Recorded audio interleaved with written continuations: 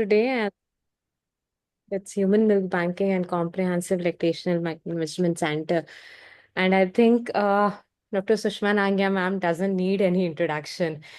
It is our privilege to have been guided and under ma'am, and whatever neonatology, honestly, myself or Dr. Veer sir would definitely agree with me. We have all learnt is all from ma'am.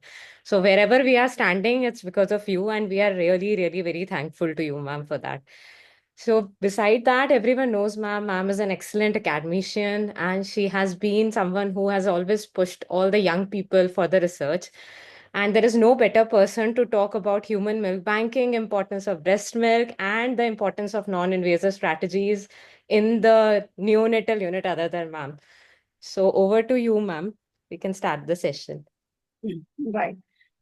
Thank you. Thank you, Gunjana, for those kind words. You are all very dear to me. All the residents who have been there with us, whether they were MD residents or DM residents. And yeah, today's topic is also something which is close to my heart, and I'll just share the screen and start talking about it. So, yeah. So, is the screen visible? Yes, ma'am. Yes, ma'am. It's visible, ma'am. And is it on slideshow or not yet? No, no, not yet, ma'am. Now? Yes, ma'am. No, it is there. Okay. So, okay. So good evening, everyone. And all those who are here should understand what is human milk banking and what do we mean by comprehensive lactation management centers, which is a concept which is truly Indian, and it has started from our country.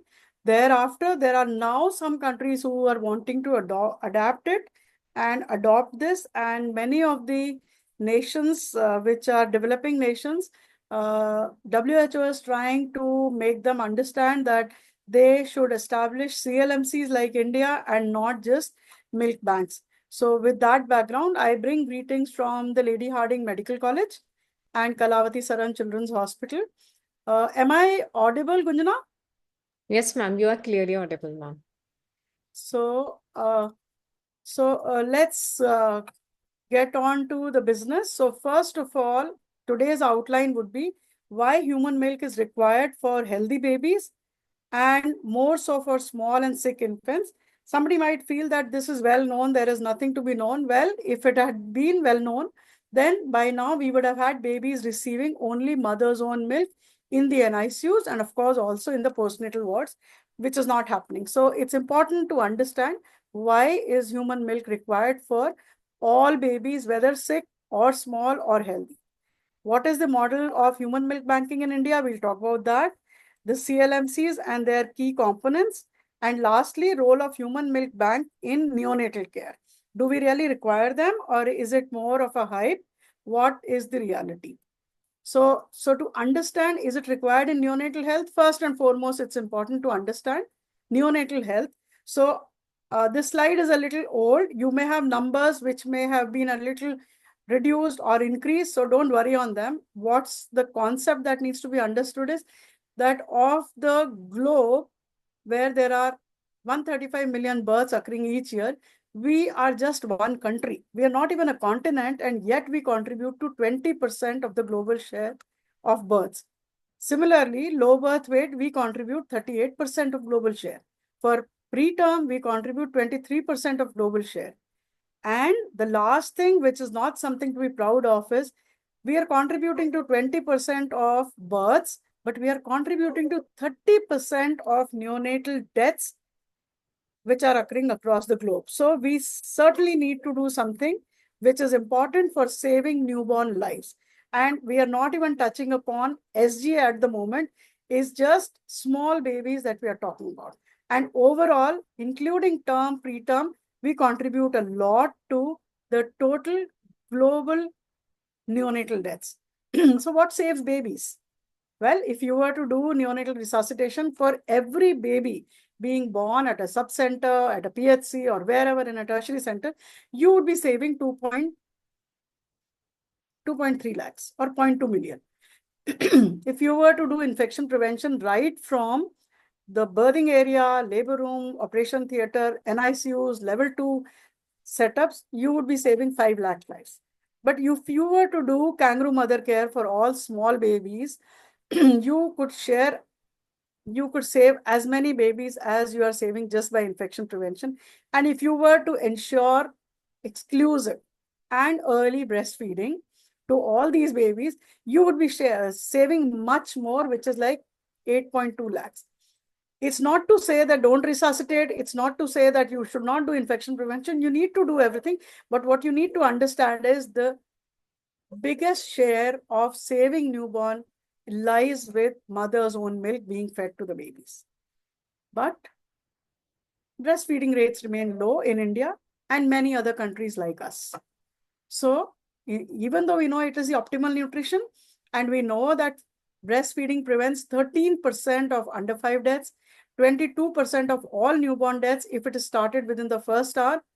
But NFHS data tells you that only about 41% under 3 years are breastfed within first hour of birth, and about 55% receive exclusive breastfeeding. So the numbers are quite dismal. We need to work on improving that. So the strategy was, if this is so low, breastfeeding rates are so low, in such a case, we need to augment breast milk feeding, no doubt. But donated human milk can be a short-term, life-saving alternative. So it is short-term, it is life-saving alternative for a very, very brief period in situations where access to mother's own milk is often not possible due to maybe maternal illness, abandonment, or death, which are, of course, rarer. Thankfully, there are rarer situations, and these babies are vulnerable, so they may be supported for initial few days by donor milk. But I must warn here everybody that the best option for, and this is WHO, not any of us saying, WHO says the best option is mother's own milk, followed by donated fresh preterm milk for preterm babies, donated fresh term mature milk, even for preterm babies, donated fresh term milk will be a better alternative. Pasteurized donor milk comes after that. Somebody might ask, what is this fresh preterm milk, fresh mature milk? Are we sharing milk between mothers? No. So this relates to the countries where maternal antenatal care is optimum. They have been tested adequately, so they are in a position to donate milk which does not need to be pasteurized, which is not the case with us. So these are not our options. So then pasteurized donor milk, and then is preterm formula, and the last is any formula, ordinary formula. So what I want all our neonatology people to realize is that pasteurized donor human milk is not a panacea, and preterm formula is not something which is very bad. They are just close to each other, one step down in the ladder. So it isn't that we have to go for all pasteurized donor milk and we have to shun preterm formula. Understand that. And why is mom required for babies in the NICU? Because if the babies are receiving mom, they have much lesser sepsis. We have seen this in all the units that are following it, including our unit. Much lower rates of necrotizing enterocolitis. Babies virtually do not develop NEC. Even the smallest of the babies, 26 weekers, 25 weekers, neck rates are very low. Better neurodevelopmental outcome, lower incidence and severity of ROP as well as BPD. Please understand, both are lower.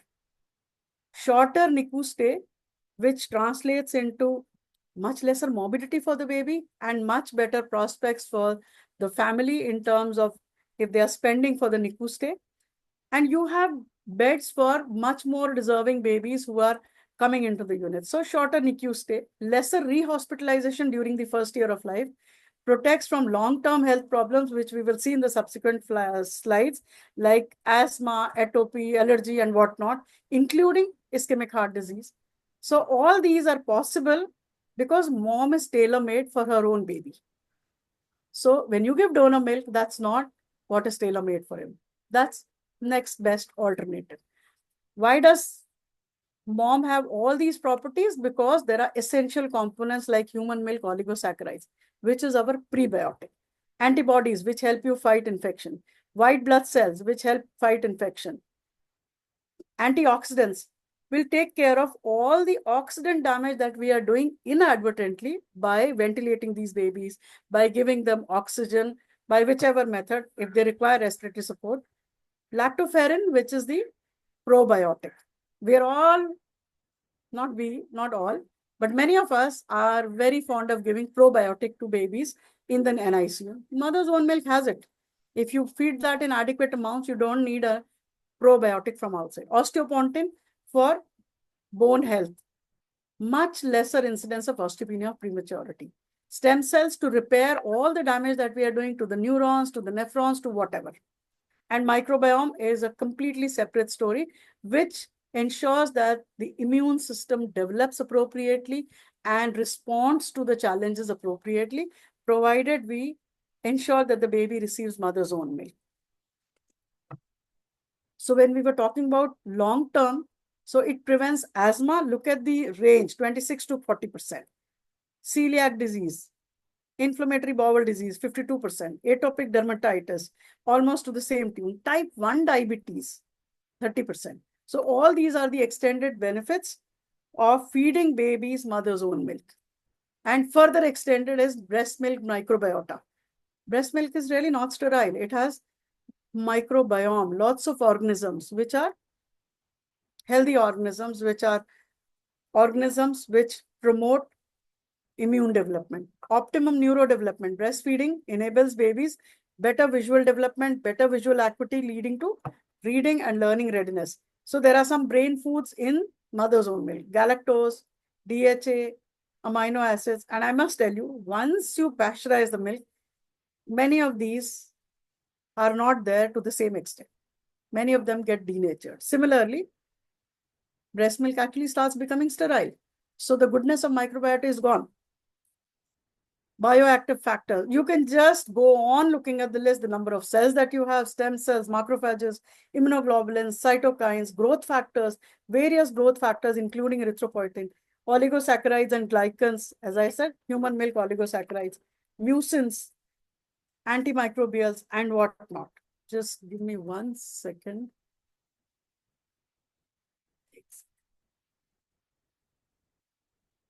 Rohima?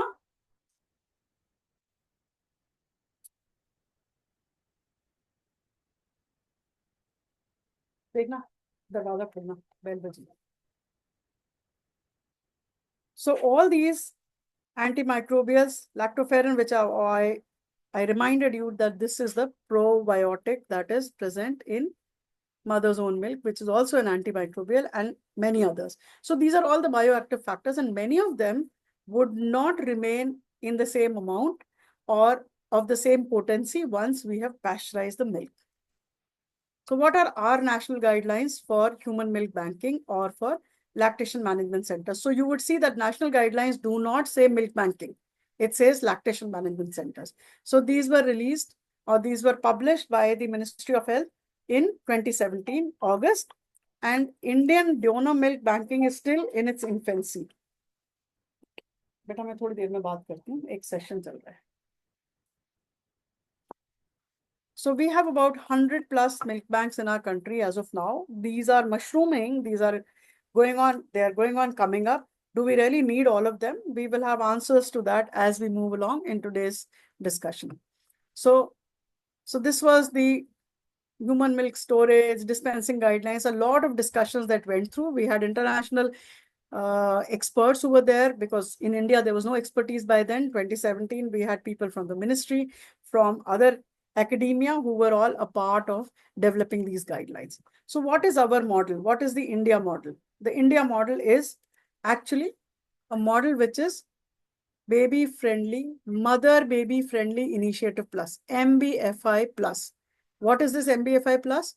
This means that lactation support center, lactation center is a part of the comprehensive setup where you have tertiary care facility, you have the lactation support center, and what it encompasses is breastfeeding counseling to antenatal mothers, early initiation of breastfeeding, on-demand feeding for term healthy babies, lactation support to all mothers who deliver there, kangaroo mother care for small and sick babies, and recruiting donors for donor milk if the mother is producing more milk than what her baby requires, and DHM being used for babies where mother's own milk is not available.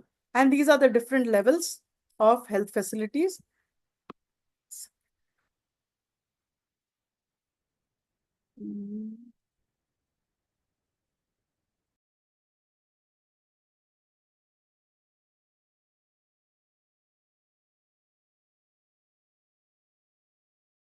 मुझे हाँ इसको बंद करो दरवाजे, wash हो रहा.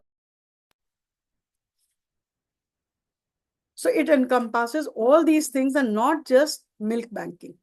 So it's a part of the comprehensive setup which is mother baby friendly. So you have obstetric area there, you have the neonatal area, and you have the lactation center which is there.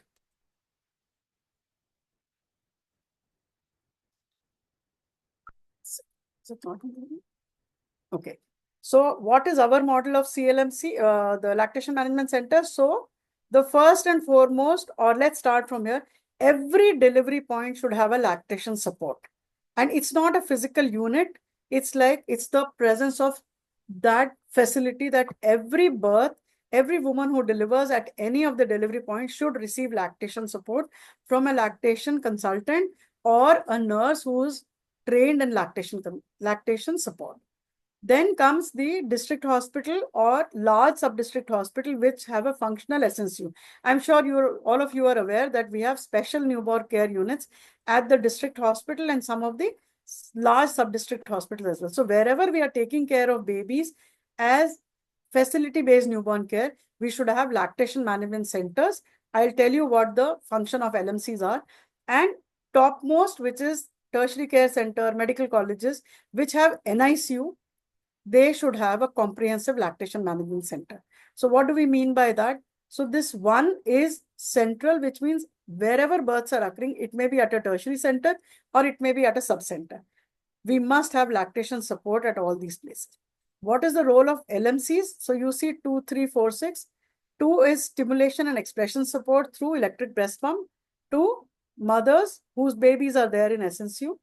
3 is collection of donor human milk. If these mothers are producing more milk than what their baby is consuming, that needs to be collected. It needs to be stored appropriately at -20.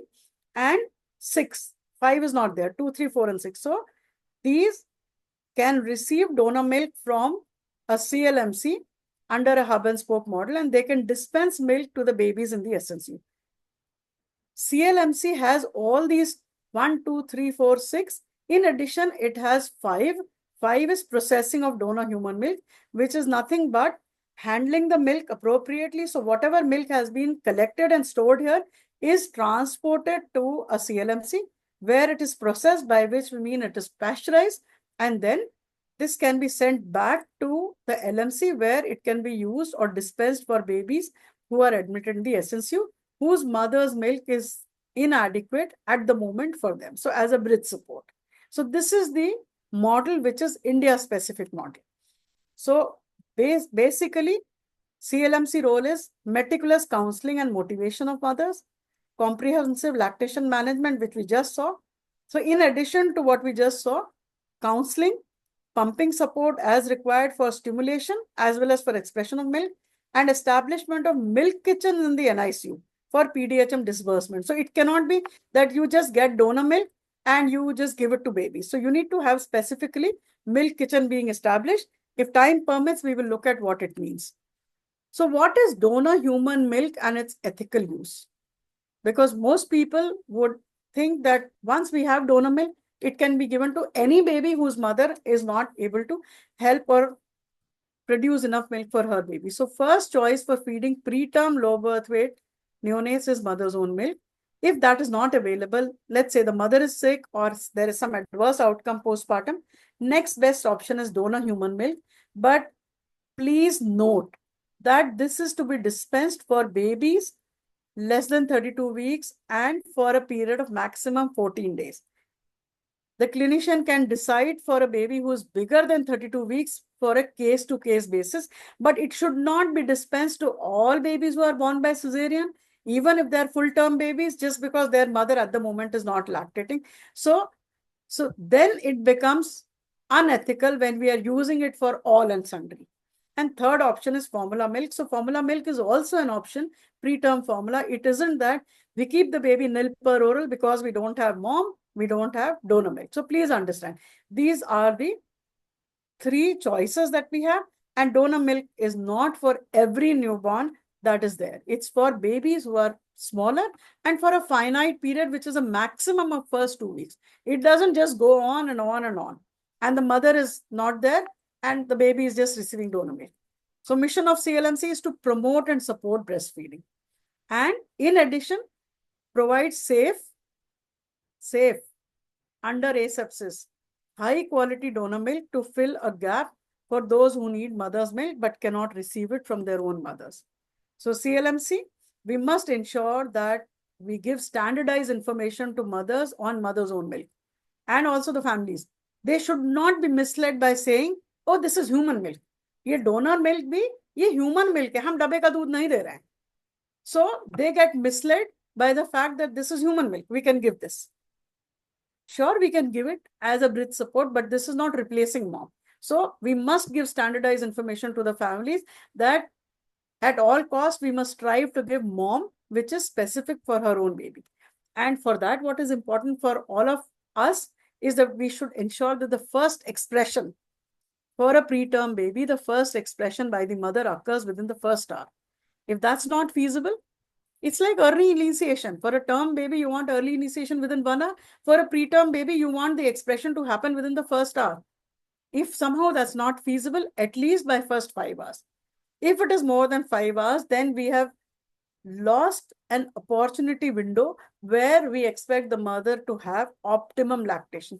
She will not lactate to her optimum capacity if we miss on the initial window. So it's very important that apart from the timing, there is frequent expression. We must have hospital protocol for expressing at least 8 times or more, including nighttime expression. And if we are doing using a electric pump, then double pumping is what is important. Manual expression must be taught to every lady because whenever she does not have the support of a breast pump, at least she knows how to express manually and feed it to her baby. So what is the processes followed by CLMC? You need to screen a potentially donor mother for infections like hepatitis B, hepatitis C, HIV, Mona, and syphilis. Then if she is willing, she has milk which is more than what her baby requires, and she's a voluntary donor. There is no coercion. There is no blackmailing saying that तुम्हें इतना दूध आ रहा है किसी और बच्चे के लिए donate ही कर दो. It's completely her wish. If she wants to discard it, it's her wish. So voluntary donation, milk is collected. It is processed. By processing, we mean pre-pasteurization storage under full asepsis. Collection is under asepsis. This is also under asepsis. Cooling the milk and then pasteurizing that milk. Testing of donor milk before it is stored for finally dispensing to the baby. This is stored and then it is dispensed to the baby, and we will learn about how it is to be dispensed. I don't know who's made these marks on the slides. Are they visible on the other side also? Yes, ma'am, they're visible. I'm trying to erase it, unable to do it, ma'am. I'm not sure where they came from because I'm not using Ma'am, any of. somebody has used annotation. Huh?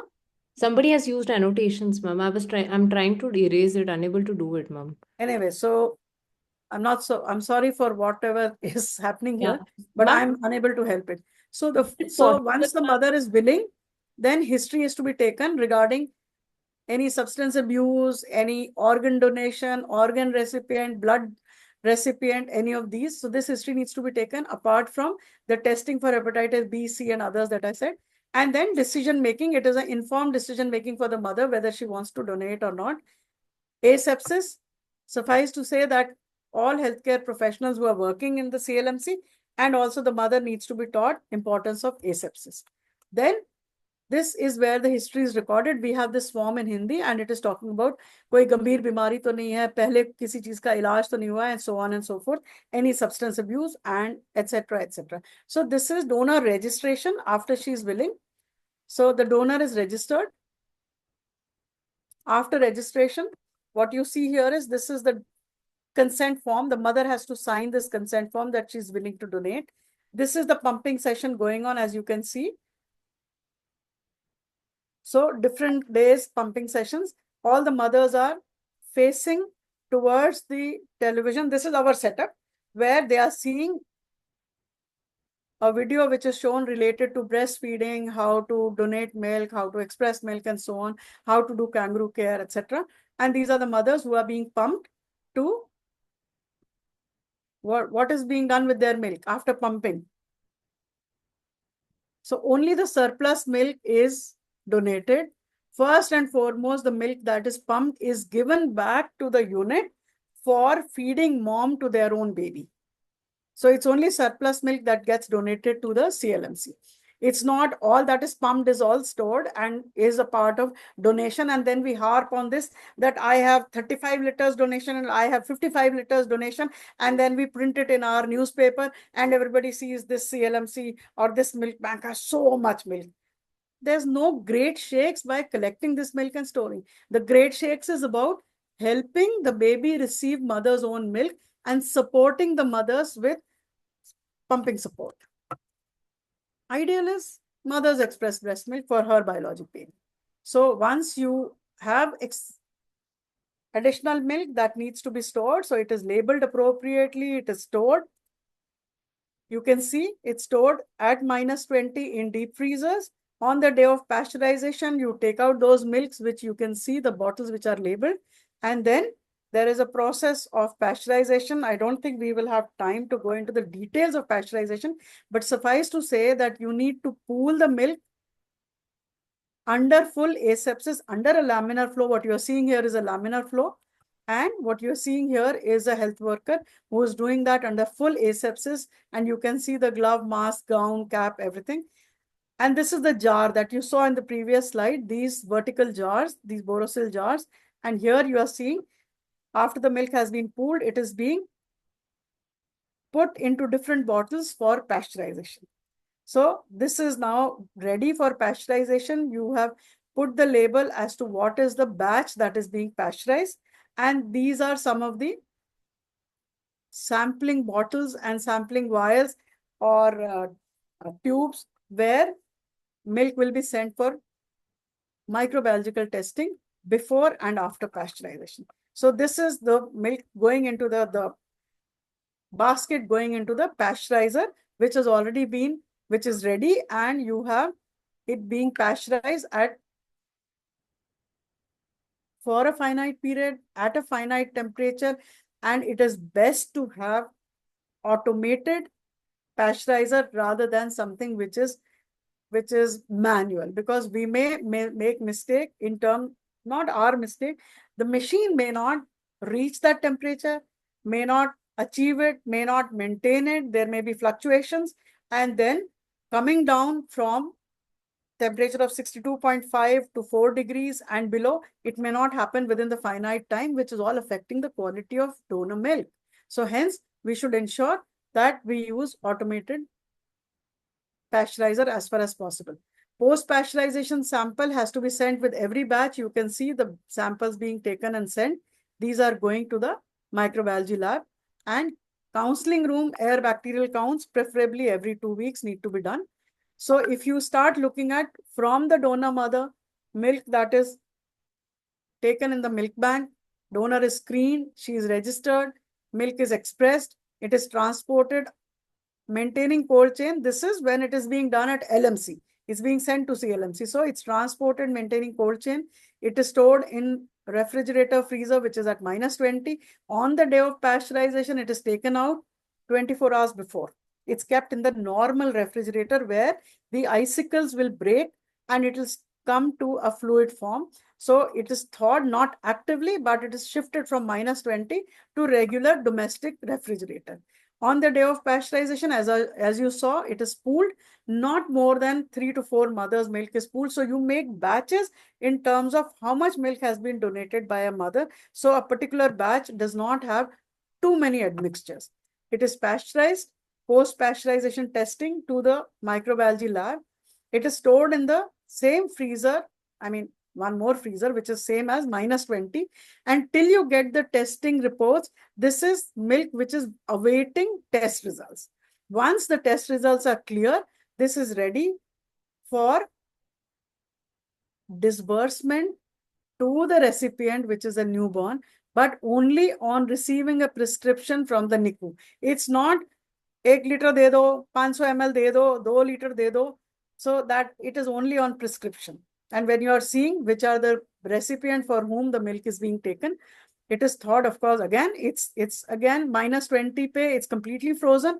So it's taken in the unit, it is kept in the normal refrigerator 24 hours before so that it is thawed, and then next day the baby receives it. So function of a human milk bank, lactation counseling is to be done everywhere. What are these 3 dots? Lactation support unit, lactation management center, and comprehensive lactation management center. So at every place, counseling has to be done. Donation can only be done at LMC or CLMC, not at the support unit. Storage, again at these 2 places. Thawing, pooling, alicotting, and pasteurization is only at the CLMC. You see only the yellow dot here. Then storage of post-pasteurized milk can be done both at LMC and CLMC. Dispensing can be done at both these places for NICU babies and for SNCU babies, and feeding pasteurized milk to vulnerable babies in the SNCU or NICU. Important considerations during donor milk use: pasteurized donor human milk use. Dispense only on prescription. I think I have emphasized enough on this.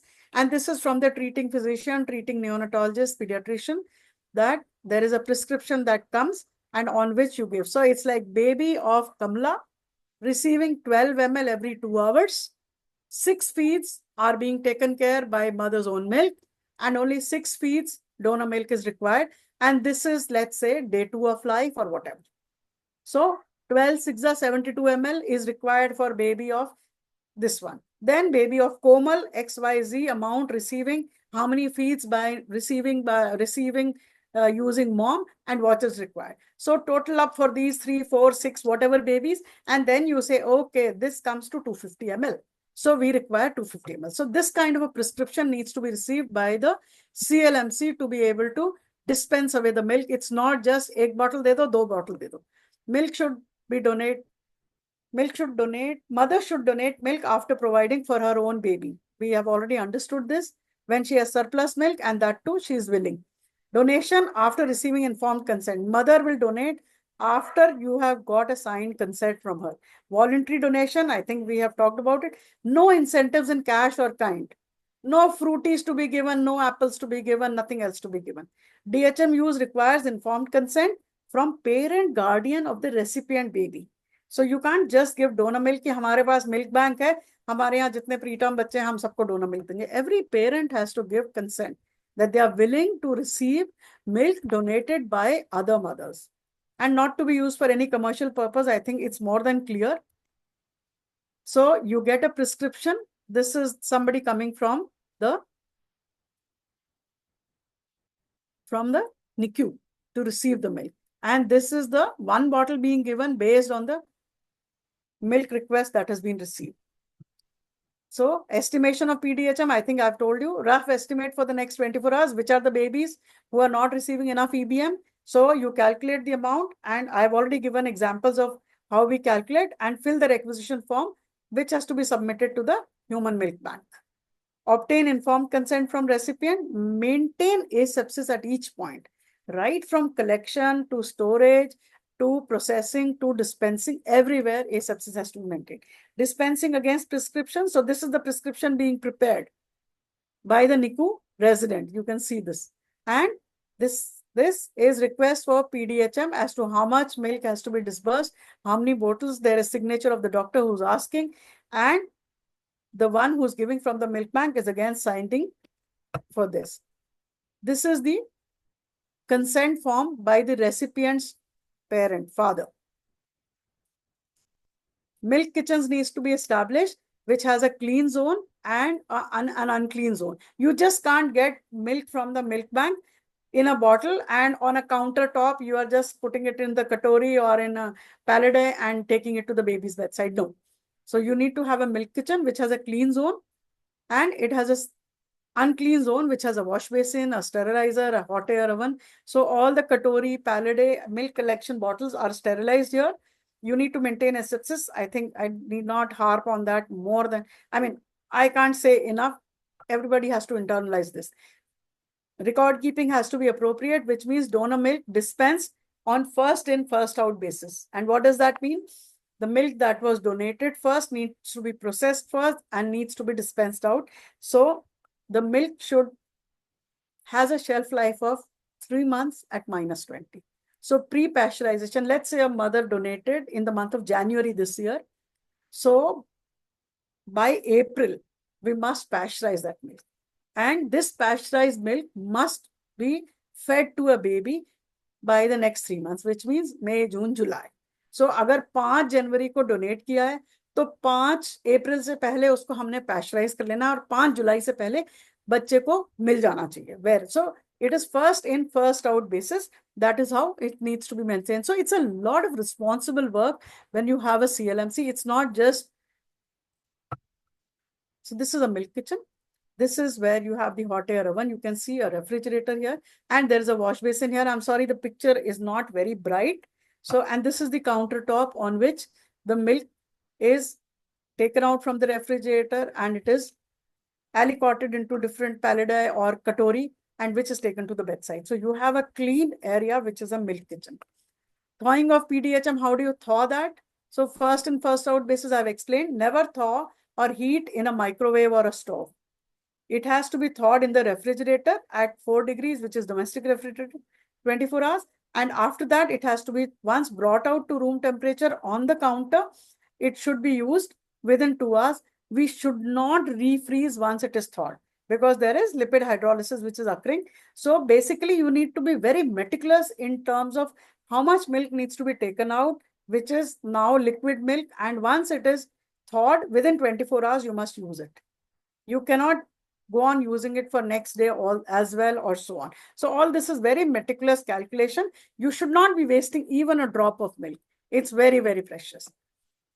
So you need to take out the PDHM from the refrigerator, check the labels, check the date of expiry, as I just explained, the 3 months thing, date of pasteurization, when was it pasteurized, and time of dispensing. Measure correct amount of milk required in a clean katori, put the remaining milk bottle back in the refrigerator, allow milk to come to room temperature before we are feeding it to the baby. It should not be cold at 4 degrees. Fill in a closed syringe, I'll just show you a picture now. Label the patient's name, date and time and record this in the PDHM feeding book. At the end of the day, at the end of the month, you should know how many babies you've given PDHM and how long did you need to give it in a particular baby. So then you know I need to do some work to improve. I've been feeding PDHM for 12 days in this baby. I need to reduce that. I need to reduce that. Maybe just initial 2-3 days is good enough. Thereafter, it should be mother's own milk, which should be available. For that, we need to work on the mother from the antenatal period onwards so that she is mentally prepared to express milk, to feed her baby with her own milk. So this is what is shown to you. If you really need to thaw very quickly, thawed and it is filled in the syringe and it's labeled to be fed to the baby. So the work that has been done is impact of establishing CLMC on intake of mother's own milk in the NICU. And this was fortunately awarded and this was presented at the IRSHML conference at Japan, which is the International Society for Research in Human Milk and Lactation. And it was again, one more time, it was presented at the PAS meeting at US at Baltimore, where we've shown that initially we had mom usage or EBM usage only about 44% of babies. All the rest received formula. Then when we started doing this PDSS cycle 1, 2, 3, 4, 5, I of course don't have time to go into what all we did in each cycle, but you can see how the mom usage increased with time with each PDSA cycle. And over the 8 weeks that we implemented this, from here to 56 days, which is over these 8 weeks, we could reach 72%. And this is more important, sustaining it after those 8 weeks. Next month, there's some issue here. We check it. Oh, this is dropping. Why is it dropping? What we need to do and bring it back. So sustaining the improvement that you've got is the most important thing. Getting an improvement with all the marathon work is easy. It can be done in a mission mode, but then sustaining it is the key. So how did we sustain that? That's through closed loop communication, and we used WhatsApp.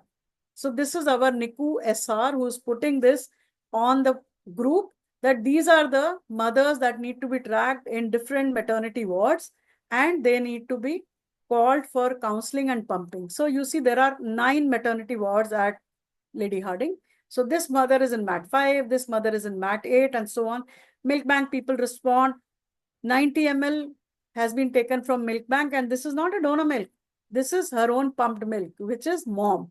Similarly, another mother, 30 ml, and so on. So this kind of a close communication between the milk bank team, the NICU team, and we have 2 NICUs. So both NICU people and the CLMC people, close communication, and then that's how we are ensuring that every mother is tracked. And there would be mother who will be, some of them would be truant, who are not willing to come to the milk bank. They are saying, वहां हम KMC के लिए nursery में busy हैं, और nursery में KMC से निकल रही हैं कह के कि हमें मिल्क बैंक बुलाया गया है, और वो कहीं पे भी नहीं है. So you need to track those mothers. You need to ensure that the mothers are counseled appropriately, and then they themselves are coming for pumping, and their baby is getting their own pump milk. So another one on that. So the take home message from this whole thing is mother's own milk is the best feed for every baby, whether it is preterm, whether it is sick, whether it is baby with AEDF, mother having AEDF, REDF, whatever, asphyxia, prematurity, whatever you think of, this is the best. Pasteurized donor milk is the next best option if mom is not available. CLMC's main function is to promote, protect, and preserve breastfeeding for healthy babies, of course, and mom feeding for NICU babies. Milk donation by mother to a CLMC is a voluntary activity. Human milk banking is a highly skilled activity. Don't take it as something casual. Highly skilled activity, and it needs a lot of precision, which involves precision along with asepsis in collecting the milk, storing it, processing it, handling that milk, and disbursing the milk to the baby who requires it. Donor milk should be used as a short-time life-saving alternative and not as a replacement for mom. So all those who think that you can send the mother on a Hawaiian holiday and you can keep feeding donor milk, which of course the parents will keep paying for it. So that should not be the way. You may have parents who are very well off financially, but then they have probably been misled inadvertently by telling them, oh, we are giving human milk. We are not giving formula. So they are away from the NICU and the baby keeps receiving donor milk. So it should not be used as a replacement. It should be used as a short-term life-saving alternative. So I think that's all that I have. And I'll be happy to take if there are any questions. I think there are some in the chat. Yes, ma'am. Kunjana can handle them one by one and we can look at. Yes, ma'am. So first question that we had, ma'am, was how soon can you use a pasteurized milk? How soon? As soon as feasible, 2 hours of life. So what we do is we feed babies starting from 2 hours of life. So the baby should not remain hungry beyond that. So 2 hours. Mom भी आप 2 hours पे दे सकते हो. Colostrum दे रहे हो अगर है, और donor milk in the volume that is required. So you calculate the day's requirement. Let's say it's a 1200 grammer. You have to give 80 mils per kg. So 80 into 1.2 is 96 ml. And if you have to give 12 feeds every 2 hours, 8 ml per feed. So you give 8 ml donor milk as the first feed before 2 hours by 2 hours. Is it mandatory to do culture post-pasteurization? Yes, that is mandatory. Pre-pasteurization, there is some debate. There are people who have enough confidence on their processing methods. They will not do a pre-pasteurization, but post-pasteurization, nobody can escape that. It must be done. Supply is... sorry. And if the milk grows, we have the guidelines. We have it in the guidelines. If the milk grows something post-pasteurization, well, we will have to discard the milk. So that's again a measure of how well the milk is being collected, processed, etc., in the milk bank. Supply is not meeting the demand. How to enhance? Okay. Supply of mom is not meeting the demand that is required. So this is what I feel, this is what it means. Supply is not meeting the demand. The baby's demand is whatever, 12 ml every 2 hours, but the mother is not producing that much milk. I understand. How do you take care of that? So you need to work on the mother. You need to motivate her. You need to be somebody who is very receptive towards her needs. She has some pain, she has any other issue, she has some kind of a confusion, she is worried about something. All these things need to be taken. So in the SNCU or NICU, the mother should be welcomed. It should not be कि अरे तुम्हें सुबह बुलाया था, तुम अभी तक नहीं आई हो, ये क्या तरीका है, ऐसे थोड़ी बच्चे की देखभाल होगी. So any negative word that goes from us suppresses mother's letdown, because this is affecting her psyche. So how to improve that output as far as the demand is concerned? It's only by ensuring that you have already counseled the family and the mother in the antenatal period. When she delivers, somebody is there to ensure that there is pumping done within the first hour, if possible, ideal. If not, at least within the initial 4 or 5 hours. If you miss that window, then obviously her amount of milk that she produces is going to be less. So the sooner you do it, the better you do it, the more frequently you do it, you will have enough milk by day 3, 4, which is there for the baby, and you don't need any donor milk. So donor milk should be used as a bridge. And if you're doing a great job, then maybe 72 hours, 96 hours, tak you would require some donor milk. And by then, the mother's own milk has taken over and the baby is on complete EBM. Can other mother preterm milk given for preterm babies without pasteurization and with the consent of relatives, will it be beneficial than PDHM?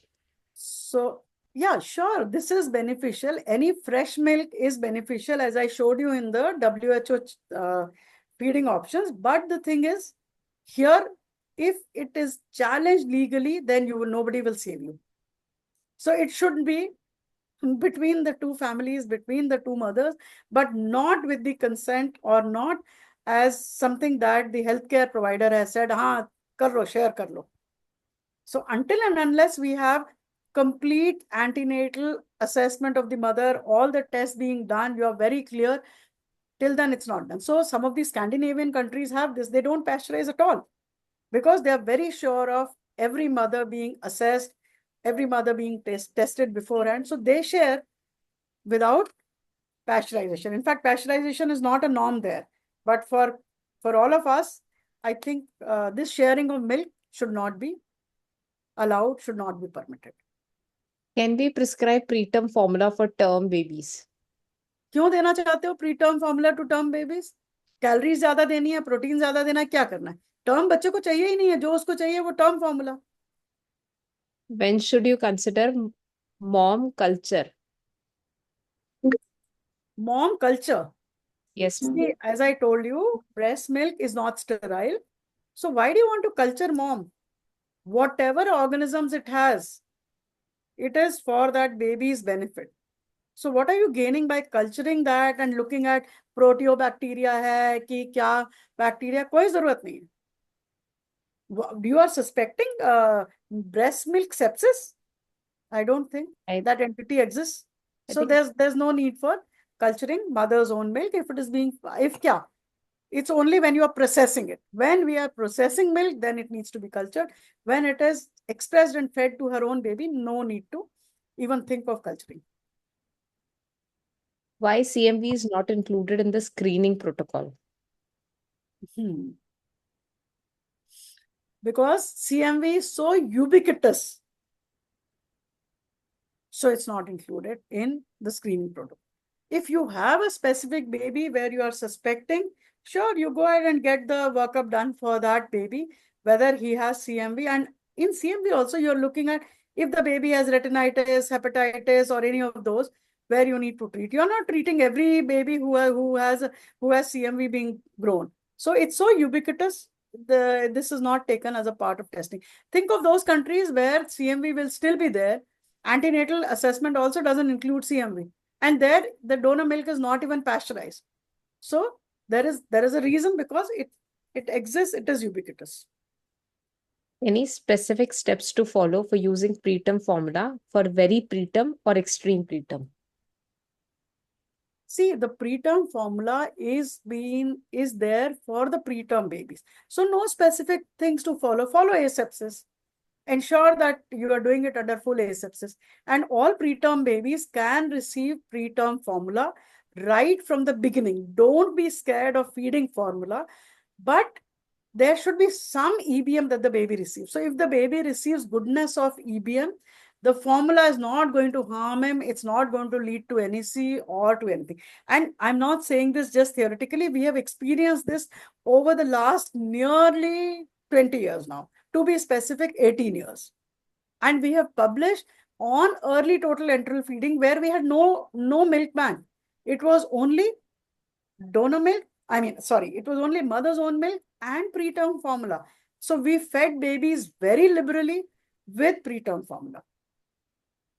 How many deep freezers and refrigerators are needed for a CLMC?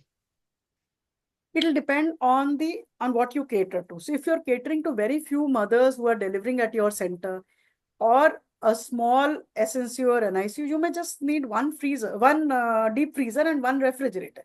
In the deep freezer, you have compartments. You can always have pre-testing, the one that is awaiting testing after pasteurization, and the lower compartment where it is, okay, it's clear. It's pasteurized, it's tested, it has come out clear, it hasn't grown anything. This is ready for dispensing. So you can put labels on the baskets or on the shelves saying that this is awaiting testing, this is cleared for disbursement.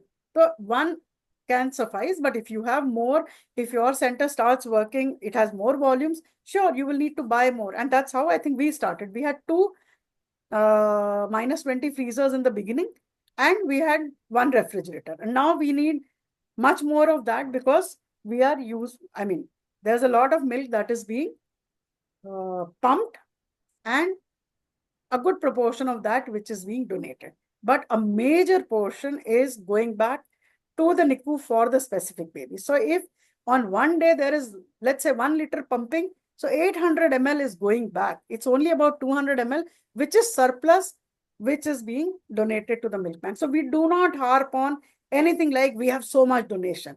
We harp on how much mom are we giving back. So from a government milk bank, private sector requesting need for a DHM for the baby delivered at private hospital, shall we give or can't? So it's something which is mutual. It is something which is symbiotic relationship.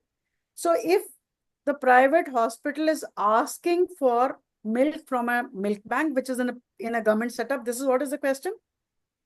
Yes, ma'am. So in that situation, this private hospital must also start working on lactation management. Should ensure that their mothers are being pumped. The babies who are in the NICU, their mothers are being pumped, and the surplus milk they are storing at -20, sending it to this government medical college or XY government setup milk bank. So when you are providing milk, that is being processed by them and given back to you. But the government hospital milk bank doesn't have milk coming from anywhere. It's also coming from the mothers, no? So we should actually, I'm the biggest proponent for a hub and spoke model. So one hub, which has CLMC, which can be at a government or a private setup. That's not the important thing. But there are at least 5, 6 hubs which are attached. Which are working as not CLMC, but LMC. So they are collecting milk, they are storing, and they are sending it for pasteurization under cold chain. They are receiving it back after pasteurization, ml to ml, back. And that they use for their own babies in their SNC or NICU. But you can't just ask कि देते जाओ हमको और हम कुछ नहीं करेंगे. We are not going to work on the mothers for any pumping, anything. We just need milk from the milk bank. That should not be the way. And we are very strict on that. We are very clear on that. We have a symbiotic relationship with AIIMS New Delhi. So They are storing the milk, they are sending it to us, we are pasteurizing it for them, and we are sending it back to them, which they are using for their babies in the NICU. And we are on the path to develop this hub and spoke model with 6 other institutions or hospitals in Delhi. So milk which is dispatched from CLMC is stored in refrigerator in the NICU. So supposing, let's say you get it over the weekend for 2 days. So you will have to store it in your own freezer of a domestic refrigerator. But what you need to dispense to the baby, so usko jab hame ice ko todna hai, usko liquid banana hai, then it has to be in the domestic refrigerator shelves, so that it comes from -20 to something like 2 to 8 degrees. And then you are pouring it in the cup or in the katori, and then it is on the counter. In the next 2 hours, it comes to room temperature and you feed it to the baby. So it's something very meticulously that needs to be done. You can't just do it, okay, 1 full bottle, you put it on the counter. No, you can't. Because then once it is at room temperature, it needs to be fed within 2 hours. Once it is at refrigerator temperature, it needs to be consumed within 24 hours. So all this needs quite meticulous planning and calculation. Please elaborate on the role of bottle sealer. Is it mandatory? No, it is not mandatory. It's not mandatory. It's an expense. If you can afford that kind of thing, obviously it's something, okay, ideal, do it. But it's not something which is mandatory. There's the same question, ma'am. Is it better if we use unpasteurized fresh donor human milk in an aseptic way? And what extra precautions and tests to be done? If it is the same biologic mother's milk, you don't have to do anything. You just have to feed it. But if it is from another mother, then it must undergo processing. At the moment, we don't have meticulous testing of mothers, antenatal testing. There is a window period that is there. So you have so many mothers who just walk into your center or just deliver over there, or you have a baby who's an extramural baby coming to you. You don't know mother's details. So at the moment, it can't be permitted to share milk without. So there's no testing that needs to be done on the milk at right there and then. It's the testing in the mother which is important. So as of now, we are not ready for it. If the mother is actively secreting CMV in the EBM, what is your opinion of UV sterilization for ELBW babies or other methods of pasteurization for CMV positive mothers for their ELBW neonates?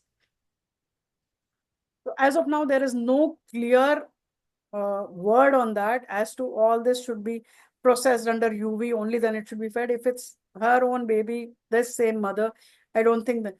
And who tested this mother or her milk? It's a question from Aritra actually.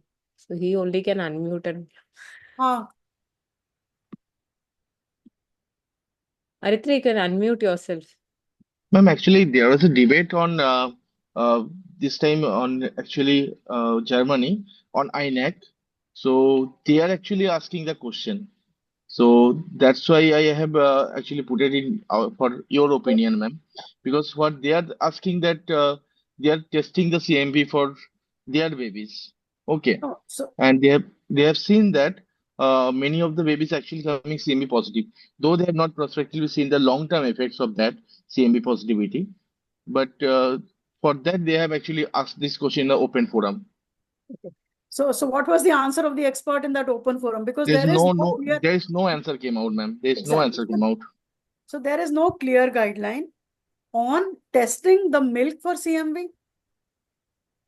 and sterilizing that under UV. So there is no guideline. Some of the countries who find that CMV retinitis or hepatitis or CMV is infection is there, which needs to be treated in an ELBW baby. So they may be coming up with such questions, but there is no guideline as of now.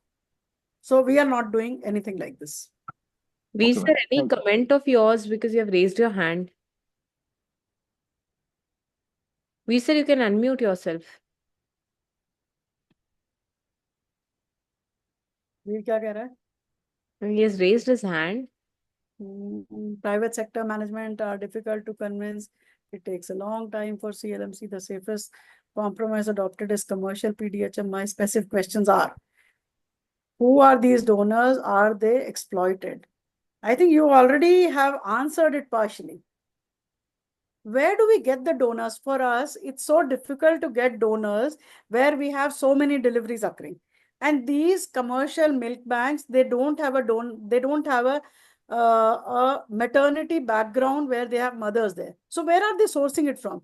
So you have my op-ed, that is opinion piece editorial in, I think it was in Indian Express or Hindustan Times sometime back, which the heading was, where are they sourcing this milk from? And when I asked this question in some international forum, these people are saying we have mother with hyperlacturia. And I had to tell them that in my 30 years of practice, I haven't found hyperlactating mothers to that tune. How do you get so many hyperlacturia mothers? So it's obviously, you have answered it yourself, the first one. Of course, poor women are being exploited. Second, has anyone really tested if it is human milk? It costs a lot.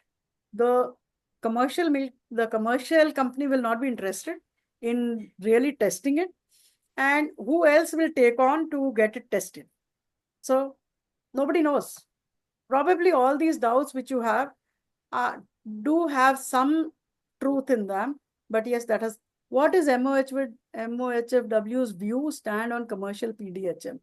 Yes, so the ministry is quite cognizant of the fact that there is commercialization occurring. There have been meetings at the Director General Health Services office, and the Ayush ministry has been already asked to suspend the license. So you should know that this commercial companies took the license not from Ministry of Health, took the license from Ayush as Shir Nari Shir Dhara. So as per Ayurveda, the milk is this. It is Kshir Dhara, which is like Amrit. So it should be there. And the Ayush Ministry had given that. So it's been suspended now. But the fact is that they haven't stopped their functioning. So they have got some stay on that license being cancelled. And they are still sourcing it from wherever. And they are still selling it. And it's we people who are buying it. So if we stop buying it, we means neonatology brethren. So then if we stop buying it, then their work will not be there. No? And every baby that you have has a mother. It isn't that the babies are out of the blue somewhere, got by a stork. They have a mother. So we should work on that mother for mother's own milk, rather than asking these companies to supply the milk because it's being paid for by the parents. It's like, I don't want to get into that by saying that it's we neonatologists who are actually the ones who are perpetrating for them to mushroom, have more and more milk being supplied. The refrigerated trucks are supplying all across the country. From Bangalore, it is going to wherever, Jammu, Indore, Ahmedabad, this, that, everywhere. So उतनी हम demand कर रहे हैं ना, तो उतना वो लेके आ रहे हैं. अब वो ह्यूमन मिल्क है कि नहीं, who knows? Yeah, thank you, ma'am. I raised my hand, but I couldn't unmute myself because I'm not good at Okay, this. doesn't matter. I read your question and I'm answering. Thank you for your answers, many of which I do know from your own views. I was trying to talk, answer to Ray, Arita Ray, yeah.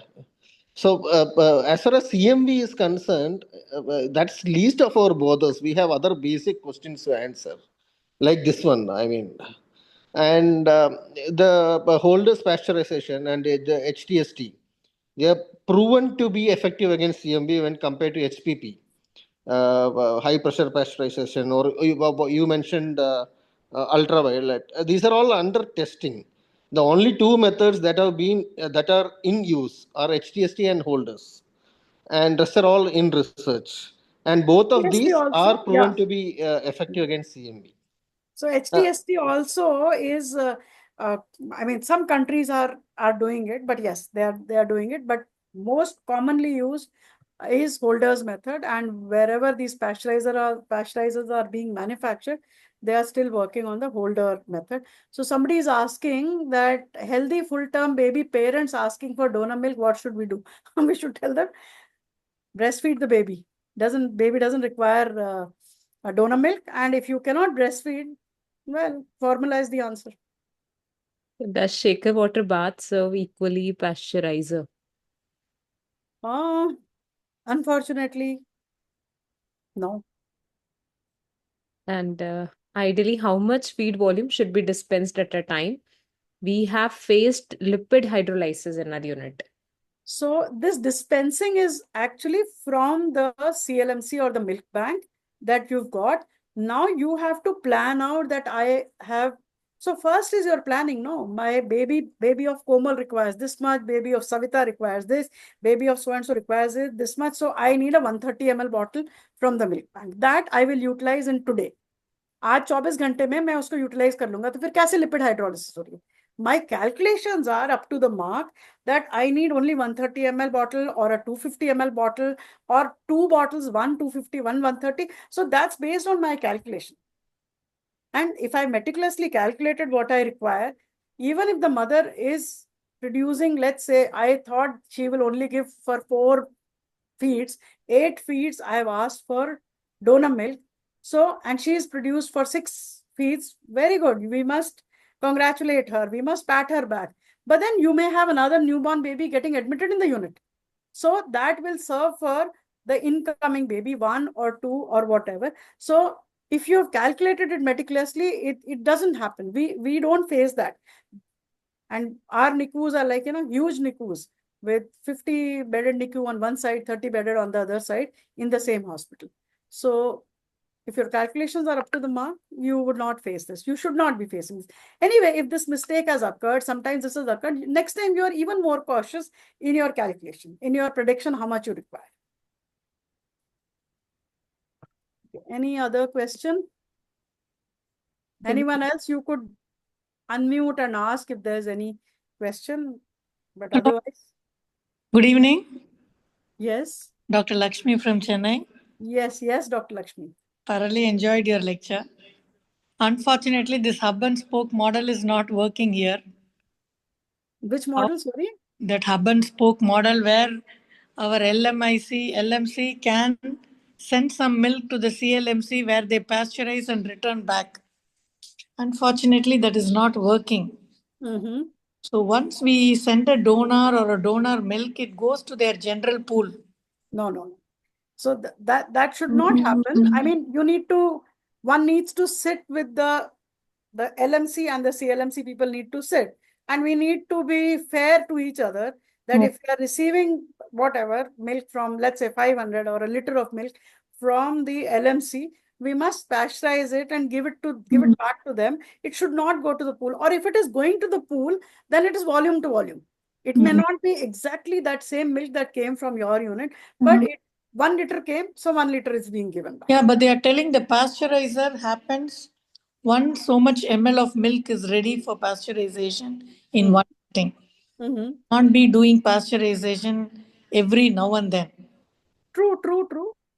Not everybody needs to do it every day. Sometimes we are also doing it just twice a week. At times it might be more than that, thrice a week, but usually it is twice a week only. So the AIMS team knows that, okay, they are doing it twice a week. Now is our turn. Our milk will be pasteurized. So, I mean, it's very easily doable. Whoever is your CLMC, I mean, they can actually just speak to me, call me, and I can explain them how we are managing. It is being managed very beautifully, and both parties are quite satisfied. Okay. Thank you. Yeah. Is there any more questions? If madam is not tired, I can ask one more. Can I ask? Yeah, go ahead. I was asked to talk on this pasteurization in one of these teaching institutes, and I asked them how much of milk do you discard for Bacillus cereus spore or vegetative. I mean, in its vegetative form. Mhm. They said none. So the standards are like at least 10% of the milk used to be discarded in the Western world, like or even in Schengen countries like Norway, for Bacillus cereus contamination, which is not a commensal, which is not not something like Klebsiella or Staph aureus. Are we really testing, or are our microbiologists competent enough to test for Bacillus cereus cereus I mean, contamination of PDHM? So it will depend on the capability of the microbiology setup at an X place or a Y place. But the proof of the pudding lies in its eating. So do you get Bacillus cereus sepsis infection or an outbreak of diarrhea for babies being fed PDHM? That will give you the answer for that. So we don't find that. You may say that microbiology is not testing it well or not well, then we don't even find the infection occurring or the diarrhea occurring or sepsis occurring. Thank you, ma'am. Maybe there are unknown unknowns. We might not be knowing some things. Sure. It's possible. Yes. Oh, thank you, ma'am. Thank you so much, ma'am. Thank you so much, ma'am, for your time and for again elaborating it. The topic that we might have heard from you hundreds of the time, but it is always something new to learn from you. Thank you so much for accepting this, ma'am, on a very short notice, especially when I asked you some 3 days back only. So thank you, ma'am, really for this. Pleasure. I think this session is going to give many of the young neonatologists a great insight. Thank you, ma'am. Thank you so much, ma'am. Thank you and bye-bye. Good night. Night, ma'am.